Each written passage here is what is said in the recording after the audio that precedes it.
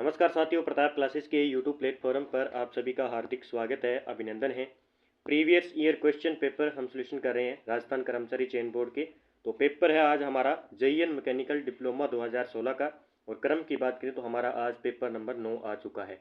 तो आप प्लेलिस्ट बनी हुई है, वहाँ पे जाके शुरुआत से लेकर अच्छी तरीके से पेपर का अध्ययन कर सकते हैं। तो इसमें हम सारे जो भी राजस्थान जीके के 50 क्वेश्चन पूछे जा रहे हैं उनका अध्ययन कर रहे थे, तो विद आंसर की।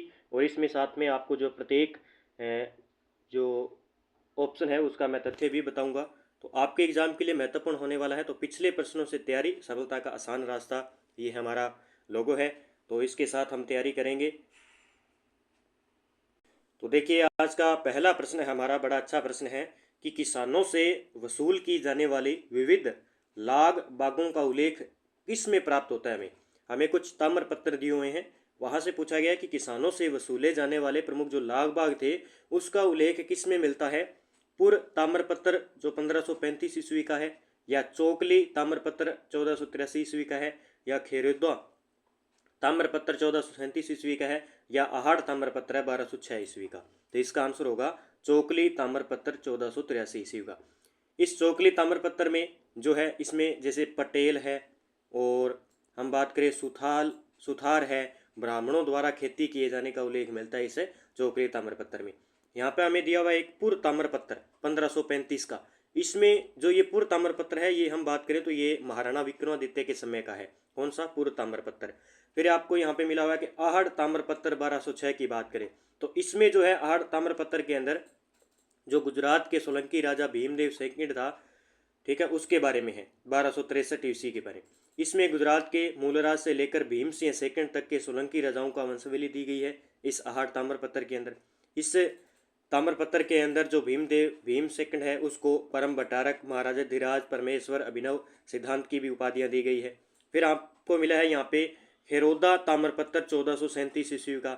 इसमें महाराणा कुंभा के समय का ये जो खेरोदा ताम्रपत्र है, ये महाराणा कुंभा के समय का है। अगले प्रश्न की बात करते हैं, कौन सा कूट सुमेलित नहीं है इनमें से। देखिए, जैसलमेर प्राचीन नाम दिए हुए हैं, इनमें से हमें बताना है कि कौन सा सही नहीं है। मांड जैसलमेर बिल्कुल सही है। उदयपुर को मेवल कहते थे। प्रतापगढ़, कांठल, झालावाड़, टोंक। तो इसमें बताना है कि कौन सा सही होगा आपका। तो इसमें जो है नहीं होगा, वो होगा उदयपुर मेवल। तो उदयपुर के आसपास का क्षेत्र को मेवल नहीं कहते थे, ठीक है। और प्रतापगढ़ कांठल का आ जाएगा, कांठल का प्रदेश प्रतापगढ़ के आसपास, और झालावाड़ टोंक मालव प्रदेश के अंदर आ जाएगा। फिर आपसे कई बार पूछा जाता है कि बोराठ का क्षेत्र या पठार, तो ये कुंभलगढ़ व राजसमंद व गोगुंदा के बीच में है। मध्य उदयपुर के मध्य पठारी भाग को कुंभलगढ़, राजसमंद और गोगुंदा जो स्थान है उसके मध्य भाग का जो पठारी भाग है वो बोराठ है। उसके बाद में एक आता है भोमट। भोमट प्रदेश बहुत बार प्रश्न पूछा जाता है कि भोमट, तो भोमट है डूंगरपुर व पूर्वी सिरोही उदयपुर जिले का आदिवासी प्रदेश क्या कहलाता है? भोमट कहलाता है। एक आता है बाखर, ठीक है, बाकर या बाखर आता है बहुत बार। तो पूर्वी सिरोही क्षेत्र में अरावली की तीव्र ढाल वाली उबड़ खाबड़ पहाड़ियों का क्षेत्र क्या कहलाता है? बाखर के नाम से जाना जाता है। एक शब्दावली में पूछा जाता है हमारे से ऊपरमाल, ठीक है, ऊपरमाल, तो ये चित्तौड़ के भैंसुरगढ़ से लेकर भीलवाड़ा के बिजोलिया तक का पठारी भाग ऊपरमाल कहलाता है। एक ऊपरमाल बिजोलिया किसान आंदोलन के अंदर पंचबोर्ड की स्थापना की गई थी, जिसका जो अध्यक्ष या सरपंच की बात करें तो मन्ना पटेल को बनाया गया था, ये भी आपको याद रखना है। फिर हम बात करें, एक प्रश्न पूछा जाता है जैसे लसाड़िया का पठार, तो ये सलुम्बर से लेकर जैसमंद तक के आगे जो कटा फटा भाग है वो लसाड़िया का भाग हो जाएगा। एक पूछा जाता है आपसे छप्पन का मैदान, तो छप्पन का मैदान बांसवाड़ा प्रतापगढ़ के बीच का मैदान क्या कहलाता है? छप्पन का मैदान कहलाता है। तो इसमें जो है 2 नंबर आंसर गलत हो जाएगा, बाकी सही है। अगला है कि पशुपात संप्रदाय से संबंधित गुरु विश्व रूप का उल्लेख मिलता है। देखो कितने तगड़े प्रश्न है कि पशुपात संप्रदाय से संबंधित गुरु विश्व रूप का उल्लेख किस शिलालेख में मिलता है? हर्ष पर्वत का शिलालेख 975 ईस्वी, रणकपुर प्रशस्ति 1439 ईस्वी, बिजोलिया अभिलेख 1170 ईस्वी, और सारणेश्वर प्रशस्ति 953 ईस्वी। तो इसमें बताना है कि पशुपात संप्रदाय से संबंधित गुरु विश्व रूप का उल्लेख कहाँ पे मिलता है? ये मिलता है हमें हर्ष पर्वत। कहाँ पे? हर्ष पर्वत का शिलालेख है 975 ईस्वी का, इसमें मिलता है। हर्ष पर्वत शिलालेख की बात करें तो ये कहाँ का है? ये है शेखावटी सीकर के हर्षनाथ मंदिर की है ये, ठीक है। प्रशस्ति है वहाँ पे। इसमें क्या है 48 पद्य क्या है संस्कृत भाषा में लिखे हुए हैं। फिर इस कहते हैं कि इस मंदिर का निर्माण किसने करवाया था, इस शिलालेख के अनुसार अल्लट ने करवाया था। किसने, अल्लट ने करवाया था। फिर यहाँ पे यह प्रशस्ति शाकंभरी यानी विग्रहराज सेकंड चौहान के समय की है, जो है ये हर्ष पर्वत का शिलालेख, ये भी याद रखना है। और इसमें ये पशुपात संप्रदाय से संबंधित गुरु विश्व रूप का उल्लेख भी मिलता है, तो ये याद रखना है आपको। अगला एक यहाँ पे अभिलेख मिला आपको, बिजोलिया अभिलेख 1170 ईस्वी। ये है सोमेश्वर चौहान का। किसका है, सोमेश्वर चौहान के बारे में। प्रशस्ति के रचयिता है गुणभद्र। इस बिजोलिया अभिलेख के प्रशस्ति के रचयिता है गुणभद्र। कौन है, गुणभद्र है। ठीक है, ये आपको याद रखना है। फिर यहाँ पे एक लिखा हुआ है रणकपुर प्रशस्ति 1439 ईस्वी में, तो ये है रणकपुर पाली के जैन चौमुख मंदिर में लगा हुआ है ये रणकपुर प्रशस्ति। और इस प्रशस्ति का जो है हम कह सकते हैं शिल्पी या तो ये देप्पा था। कौन था, देप्पा या दीप्पा। और यहाँ पे मेवाड़ राजवंश व धारणक सेठ के वंश का भी वर्णन मिलता है इसके अंदर। और इसमें कुहिलों यानी बप्पा रावल कुंभा तक की वंशावली भी रणकपुर प्रशस्ति में मिलती है। ठीक है, और जो ये अभिलेख है रणकपुर प्रशस्ति का, इसमें जो मुद्रा के लिए जो शब्द लिखा हुआ है वो लिखा हुआ है नाणक। नाणक शब्द लिखा हुआ है मुद्रा के लिए। फिर यहाँ पे हमें मिला है राणेश्वर, कौन सी, सारणेश्वर प्रशस्ति 953 ईस्वी में। ठीक है, यह उदयपुर के शमशान के सारणेश्वर नामक शिवालय पर स्थित है। इस प्रशस्ति से 12 मंदिर की व्यवस्था यानी स्थानीय व्यापार, कर, शासकीय पदाधिकारियों आदि की जानकारी इसमें मिलती है। ठीक है, तो ये है उदयपुर के शमशान के सारणेश्वर नामक शिवालय पर। लेकिन इसका आंसर होगा वो होगा हर्ष पर्वत का शिलालेख 975 ईस्वी। अगला आभूषण पूछा गया है, तेंदड़ आभूषण पहना जाता है। कौन सा है, तेंदड़ या तेंदड़ आभूषण पहना जाता है। ये स्त्रियों के पैरों में पहना जाता है, याद रखना भी, तेंदड़ आभूषण स्त्रियों के पैरों में पहना जाता है। पैरों में और कौन से आभूषण होते हैं, जैसे कड़ा भी पहना जाता है, आपसे पूछे लंगर भी पहना जाता है, पायल आ जाएगी, पायजेब या तो आपको पता ही है, घुंघरू पता है, नूपुर ये भी आपको पता है। इसके अलावा तेंदड़ आ गया, इसके अलावा झांझर भी आपको पता है। एक नेवरी बहुत बार पूछा जाता है, नेवरी पहना जाता है। एक है फोलरी भी पैरों में पहना जाता है। फिर है अणवट, अणवट पूछा गया है, अणवट भी पैरों में पहना जाता है। एक है मछली, ये भी पैरों में है। फिर है वेड है, वेटी है, ये सारे कहाँ के आभूषण है, स्त्रियों के पैरों के आभूषण है, ये आपको याद रखना है। फिर यहाँ पे देखें कि स्त्रियों के हाथों की भी बात कर लेते हैं हम। हाथों की बात करें तो कड़ा है, जैसे हाथों के अंदर है कड़ा पहना जाता है, कंकण पहना जाता है हाथ के अंदर, मोकड़ी पहनी जाती है। ठीक है, और कात्रिया ये बहुत बार पूछा गया है, कात्रिया कहाँ पे पहना जाता है, हाथ में पहना जाता है। नोगरी, नोगरी भी कहाँ पे पहनी जाती है, हाथ में, लेकिन जो नेवरी है वो पैरों में पहनी जाती है। नेवरी पैरों में और नोगरी हाथों में पहनी जाती है। गजरा है, गोखरू, गोखरू भी हाथों में पहना जाता है, ये आपको याद रखना है। गोखरू कहाँ पे पहना जाता है, हाथों में पहना जाता है। चूड़ी है, बल्लिया है, पूछ, पूछ बहुत बार पूछा गया है। बगड़ी है, आंवले, आंवले भी हाथों में पहने जाते हैं। मुठिया है, ये सारे हाथ के हैं। आगे प्रश्न की बात करते हैं, माइड रो हेलो रचना किसने लिखी। माइड रो हेलो रचना किसने लिखी भी बहुत बार प्रश्न, बार बार प्रश्न पूछा जा रहा है, तो कन्हैया लाल सेठिया के द्वारा लिखी गई है। किसके द्वारा, कन्हैया लाल सेठिया के द्वारा लिखा गया है। अब कन्हैया लाल सेठिया की बात करें तो सुजानगढ़ चूरू के ये कहाँ के है, सुजानगढ़ चूरू से संबंधित है, और इन्हें राजस्थान की भीष्म पितामह के रूप में जाना जाता है।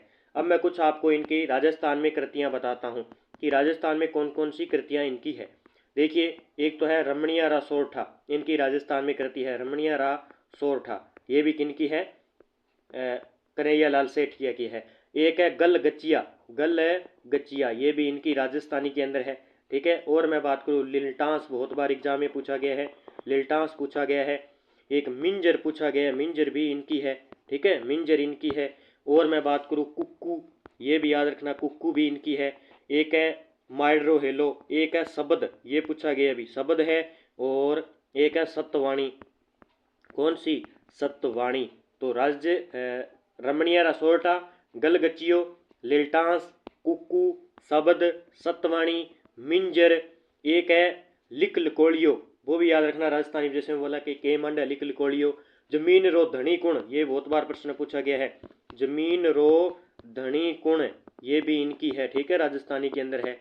एक है कक्को कोडरो, एक है दीठ, ये भी इनकी है राजस्थानी के अंदर। अधरी काल, अंधेरी काल, ये भी इनकी है। घर कौनसा घर मंजिला, ये भी इनकी है राजस्थान के अंदर। एक है इनकी हिंदी में, कुछ मैं आपको बता देता हूँ हिंदी की कृतियाँ। हिंदी के जैसे वन फूल है, ये हिंदी में लिखी हुई है इनकी। अग्नि वीणा, बहुत बार प्रश्न पूछा गया, अग्नि वीणा भी इनकी हिंदी में लिखी हुई है। मेरा युग, ये भी इनकी हिंदी में लिखी हुई है। और दीप किरण, ये भी इनकी हिंदी में लिखी हुई है। और बात करूं प्रतिबिंब है, मर्म है, प्रणाम है, अनाम है, एक निर्ग्रंथ, ये भी पूछा जाता है, ये किनकी है, ये है कन्हैयालाल सेठिया की। स्वागत है, देह विदेह है, आकाश गंगा, ये सारी इनकी क्या है, हिंदी में। एक उर्दू में लिखी हुई है, वो है ताजमहल एवं गुलची, ये हिंदी में लिखी हुई है। आपसे पूछे कि कन्हैयालाल सेठिया जी का पहला काव्य संग्रह कौन सा है, तो पहला काव्य संग्रह है इनका वन फूल। पहला काव्य संग्रह आपसे पूछे, पहला काव्य संग्रह इनका कौन सा है, वन फूल, जो 1941 में इन्होंने लिखा था। अगला प्रश्न देखिए, कौन सा कूट सुमेलित है, तो हमीर महाकाव्य। देखिए कौन सा हमीर महाकाव्य, नयनचंद्र सूरी का, ये गलत है। पृथ्वीराज विजय किनका है, पृथ्वीराज विजय जियानक भट्ट का, ये भी गलत है। ये राधा वल्लभ है, किनका है, राधा वल्लभ की बात करें मंडन का, ये सही है। गुण रूपक किसका है, वीर भाण का, ये दोनों सही है। तो यहाँ पे ये दोनों गलत होने के कारण यहाँ पे प्रश्न डिलीट किया गया था। तो हमीर महाकाव्य किनका है, नयनचंद्र सूरी का है, किनका, नयनचंद्र सूरी का। और पृथ्वीराज विजय है जियानक भट्ट का। अगला प्रश्न, डूंगर जी व जवाहर जी का संबंध, बड़ा गजब का प्रश्न है। एक प्रश्न ना आए ऐसा हो नहीं सकता, डूंगर जी व जवाहर जी से संबंधित। तो कहाँ से थे ये, किस शेखा, इसने पूछा कि संबंध शेखावाटी ब्रिगेड से, मीणा ब्रिगेड से, भील ब्रिगेड से और जाट रेजिमेंट से। तो ये कहाँ से थे, ये थे शेखावाटी ब्रिगेड से, यानी सिक्कर के। तो ये सिक्कर के थे, ये याद रखना है। और इन्होंने संघर्ष किया था वो बीकानेर और जोधपुर। ये प्रश्न पूछा जाता है कि डूंगर जी जवाहर जी ने किस सेना के विरुद्ध संघर्ष किया था, तो बीकानेर व जोधपुर सेना के संघर्ष, ठीक है इनके। ये प्रश्न बहुत बार पूछा जाता है। और आपसे पूछे ये दोनों क्या थे, काका भतीजा थे। वही बात करें डूंगर जी को किस जेल में रखा गया, तो आगरा के किले में, ये याद रखना है। आगरा के दुर्ग में इन्हें बंदी बनाया गया था, प्रश्न पूछा जाता है, आगरा के दुर्ग में इन्हें बंदी बनाया गया। अब देखो कहानी क्या हुई कि डूंगर जी व जवाहर जी को बीकानेर के पास गढ़सीसर में अंग्रेजी सेना ने, बीकानेर व जोधपुर राज्य की फौजों ने क्या कर लिया, घेर लिया। वहां से जवाहर जी तो भागकर बीकानेर रियासत के खेरखट्टा स्थान पर पहुंचे और वहां पे फिर महाराजा रतन सिंह के पास ये रुक गए जवाहर जी। फिर डूंगर जी जैसलमेर में काकी मेडी पहुंच गए और वहां पे इनका निधन हो गया। और आपसे पूछे इनका निधन कहाँ पे हुआ डूंगर जी का, जोधपुर दुर्ग में। कहाँ पे, जोधपुर दुर्ग में इनका निधन हुआ था। अगला कि जेंटलमैन एग्रीमेंट का संबंध किससे रहा है, जेंटलमैन एग्रीमेंट का संबंध रहा है हीरालाल शास्त्री से। किनसे, हीरालाल शास्त्री से। और जेंटलमैन एग्रीमेंट का हुआ कब था, 1942 में। डेट आपको याद रखनी है। और किन किन के बीच में, एक तो थे हीरालाल शास्त्री और दूसरे थे प्रजामंडल, जो थे जयपुर प्रजामंडल थे, उसके नेता थे मिर्जा इस्माइल के बीच में। मिर्जा इस्माइल के बीच में ये जो है जेंटलमैन एग्रीमेंट रखा गया था, ठीक है। इसमें कुछ मांगे रखी गई थी, उसमें रखी गई थी कि युद्ध के लिए जयपुर सरकार अंग्रेजों को कोई धन की सहायता नहीं देगी, युद्ध के विरुद्ध शांतिपूर्ण अभियान चलाया जाएगा, उत्तराधिकारी सरकार की स्थापना बंद होगी इसके तहत। और ठीक है, ये आपको याद रखना है। एक वो थी कि प्रजा महाराजा के विरुद्ध सीधी कार्रवाई नहीं करेगी, ये थोड़ा सा अलग था। बाकी आपको पता है कि प्रजा जो है वो महाराजा के विरुद्ध सीधी कार्रवाई नहीं करेगी। इसी कारण ये पूरा नहीं चल पाया जेंटलमैन एग्रीमेंट, ठीक है। उसके बाद आज़ाद मोर्चे की इस प्रकार आगे स्थापना की गई थी। वीरों के स्मारक स्तंभ स्थान कहाँ पर स्थित है, वीरों के स्मारक स्तंभ। देखो इस प्रकार के प्रश्न आपने कभी नहीं पढ़े होंगे। तो ये स्थान है एक बचूड़ला, बचूड़ला स्थान है। वीरों के स्मारक स्तंभ कहाँ पे है, बचूड़ला स्थान के अंदर, ठीक है, याद रखना ही।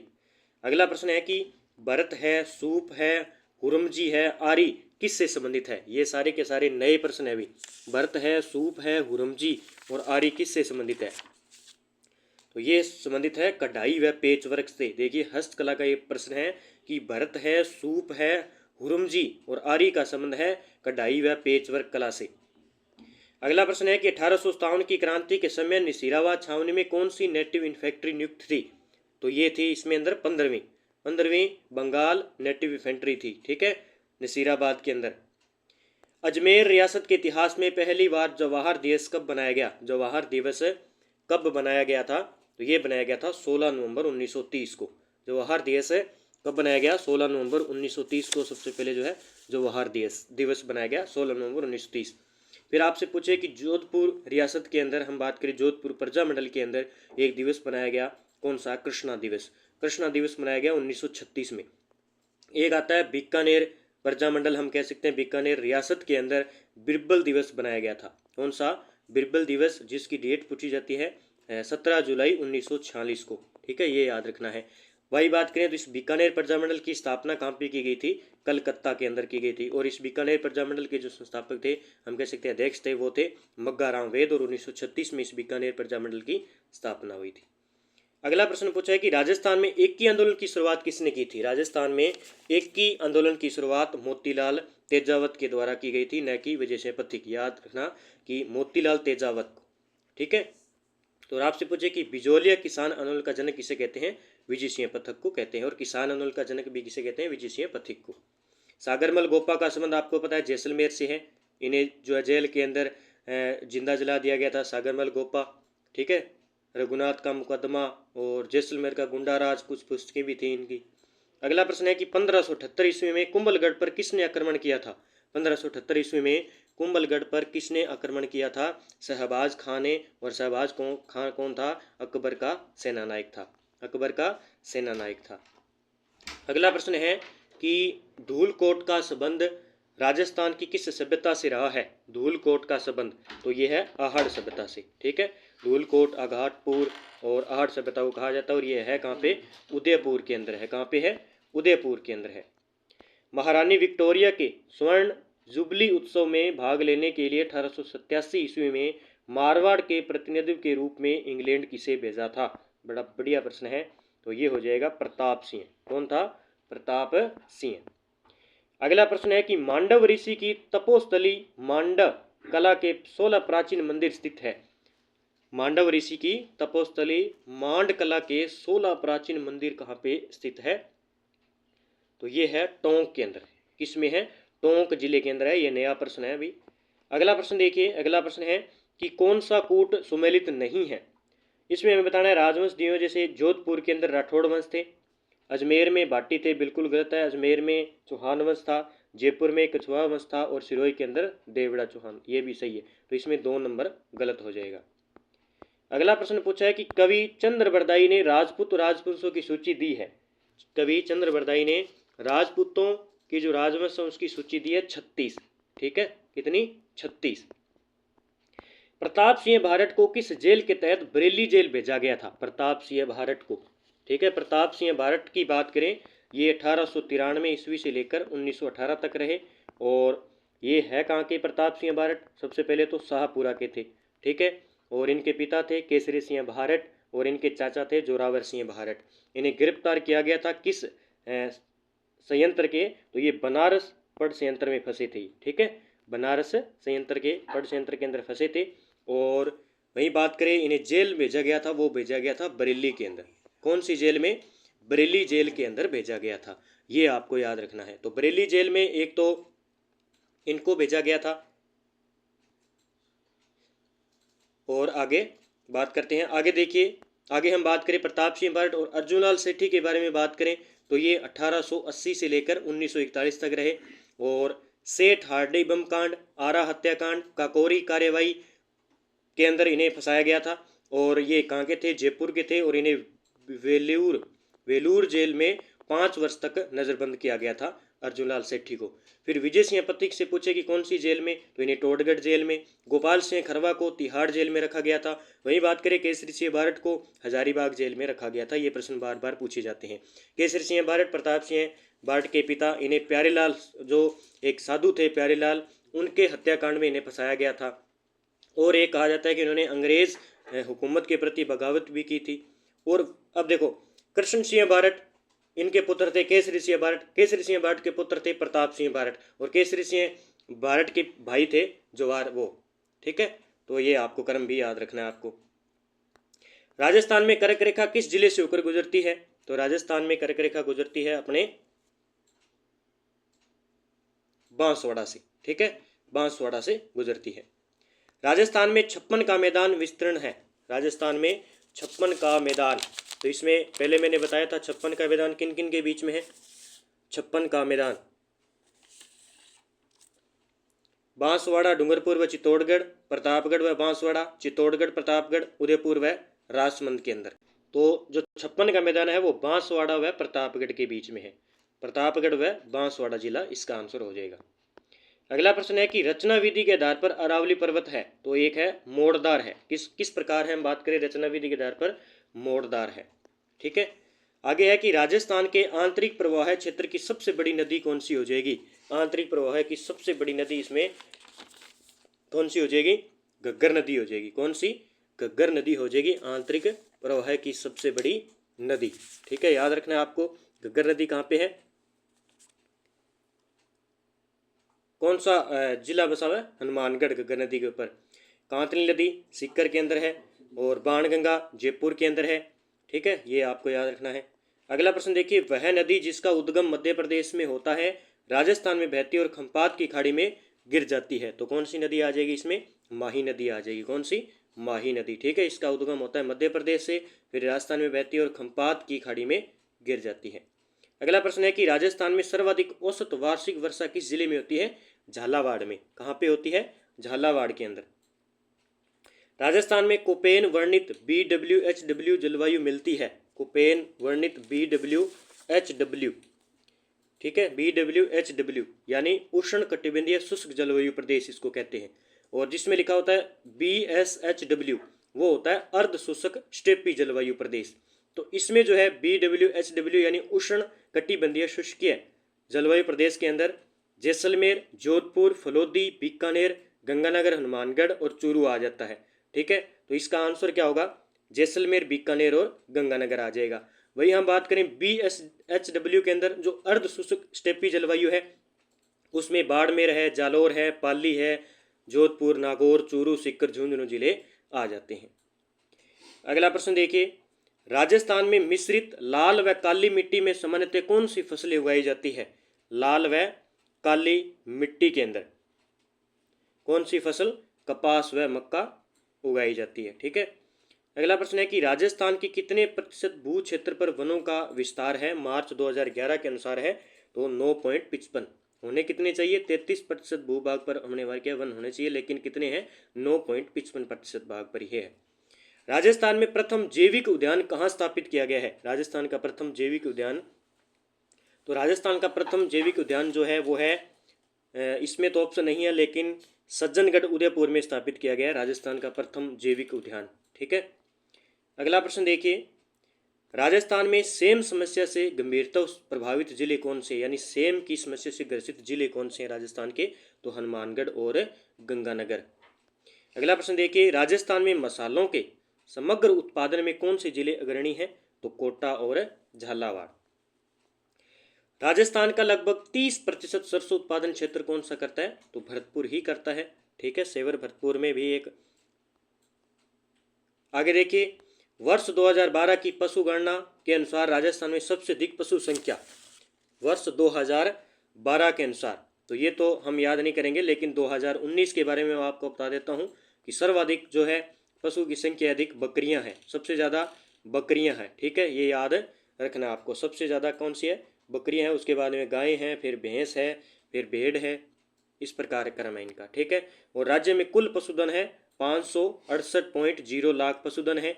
और देश का हम बात करें, जैसे टोटल देश का जो प्रतिशत राजस्थान में कितना है, 10.60% जो है पशुधन है हमारे राजस्थान के अंदर। राजस्थान का पशुधन में दूसरा स्थान है, पहला स्थान है उत्तर प्रदेश का। ठीक है, और 20वीं पशु गणना जारी हुई थी 2019 में और 16 अक्टूबर 2019 को जारी की गई थी। सबसे बात करें तो शीर्ष स्थान पर है बकरी का, यानी राजस्थान में 20.84% पर क्या है, हमें बकरियां पाई जाती है हमारे क्षेत्र में सबसे ज़्यादा। पशु घनत्व 166 वर्ग किलोमीटर, सबसे ज़्यादा पशु घनत्व पूछे अजमेर, अलवर और बांसवाड़ा का है। ठीक है, और सबसे ज़्यादा पूछे कि बकरी का प्रथम स्थान है, भेड़ का चौथा स्थान है, भैंस का सेकंड और गाय का छठा स्थान है और ऊँट का पहला स्थान है। आपसे पूछे कि 2012 से लेकर 2019 तक कितनी कमी दर्ज की गई है पशुओं के अंदर, तो 1.66% राजस्थान के अंदर कमी दर्ज की गई है। यानी 2012 में 57.6 मिलियन पशुधन थे, वहीं बात करें 2019 में 56.8 मिलियन पशुधन है, तो 1.66% की कमी आई। ठीक है, तो ये इतना थोड़ा सा आपको याद रखना है। अगला है कि राजस्थान में मेजा बांध का निर्माण किया गया है, तो मेजा बांध का निर्माण किया गया है कोठारी नदी पर। किस नदी पर? कोठारी नदी पर मेजा बांध का निर्माण किया गया है। मेजा कोठारी नदी का उद्गम होता है दिवेर राजसमंद से और मेजा बांध इस पर बना हुआ है। खारी नदी की बात करें तो बिजराल गांव की पहाड़ियाँ हैं, राजसमंद के अंदर एक देवगढ़ तहसील है, वहाँ से इसकी सहायक नदियाँ भी है खारी नदी की, जैसे नेखाड़ी है और बारा और मानसी। ठीक है, ये बनास की सहायक नदी है खारी। एक है मनसी या मानसी, ये भी बनास की सहायक नदी है, अजमेर के किशनगढ़ से, यानी एक गांव है सिलोटा की पहाड़ियों से। फिर पार्वती नदी, ये चंबल की सहायक नदी है, मध्य प्रदेश की विंध्यन जो पर्वत है वहाँ से एक क्षेत्र है सोहोर नामक क्षेत्र से होता है, इसकी सहायक नदियाँ भी हैं, जैसे बरनी है, बेथली है, अंधेरी है, रेतड़ी है, कूल और विलास, ये पार्वती की सहायक नदियाँ हैं। राजस्थान में सर्वाधिक क्षेत्र में सिंचाई किस स्रोत से होती है? बहुत बार प्रश्न आता है, बार बार प्रश्न आता है। तो सबसे ज़्यादा जो सिंचाई होती है वो किससे होती है? नलकूपों से। कहाँ से होती है? नलकूपों से। भूजल की उपलब्धता तथा गुणवत्ता की दृष्टि से राजस्थान में सबसे ज़्यादा चिंताजनक स्थिति किन जिलों की है? तो अजमेर, नागौर और जयपुर की। अगला प्रश्न देखिए कि राजस्थान में फ्लूरोसिस ग्रस्त पट्टी कहाँ पे पाई जाती है? तो ये पाई जाती है नागौर और अजमेर के अंदर। अगला प्रश्न है कि राजस्थान भू क्षेत्र में किस राष्ट्रीय राजमार्ग की लंबाई सर्वाधिक है? किस राष्ट्रीय राजमार्ग की लंबाई सर्वाधिक है? तो कौन सा हो जाएगा? सर्वाधिक लंबाई किसकी है? NH 15 की। किसकी है? राष्ट्रीय राजमार्ग 15 की है। ठीक है, अगला देखिए राजस्थान में बेंटोनाइट के प्रमुख उत्पादक जिले कौन से? बेंटोनाइट के, तो बेंटोनाइट पाया जाता है बाड़मेर, बीकानेर और सवाई माधोपुर के अंदर। ठीक है, बेंटोनाइट पाए जाते हैं। तो ये प्रश्न थे हमारे आज के 50 राजस्थान जीके के, आपको अच्छे तरीके से सोल्यूशन कराए हैं, प्रत्येक क्वेश्चन का तथ्य भी बताया है। तो आपको डेली रिवाइज करना है, प्लेलिस्ट मिल जाएगी, वहाँ पे जाके आप शुरुआत से लेकर अंत तक सारे पेपर देख सकते हैं। तो राजस्थान कर्मचारी चयन बोर्ड के 2015 से लेकर 2024 तक हम पूरे कंप्लीट पेपर करेंगे राजस्थान जीके के, और जो भी इसमें हार्ड क्वेश्चन है जो आपने कभी नहीं पढ़े हैं उनको आप लिख सकते हैं अलग से पेज में, ताकि आप उनको रिवाइज कर सकें। तो जय हिंद, जय भारत दोस्तों, मिलते हैं अगले वीडियो के साथ।